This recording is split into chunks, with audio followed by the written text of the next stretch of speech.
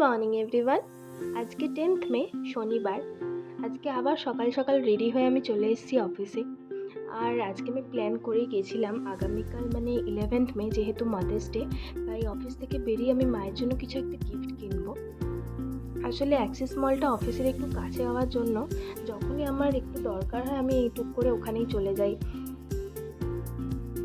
Axis মল থেকে মায়ের জন্য গিফট কিনে আমি নিউটাউন ব্রিজের নিচে একটা হাট বসে ওইখানে গেছিলাম।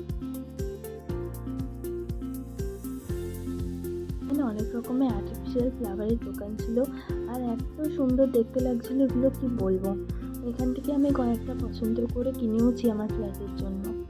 আর এখানে দেখো কি সুন্দর উলের হাতে গোনা ফুল বিক্রি হচ্ছে। এই সেম ফুল না আমি দার্জিলিংয়েও দেখেছিলাম, ওখানে 100 টাকা পার পিস বলেছিল, এখানেও এরকমই দাম প্রায়।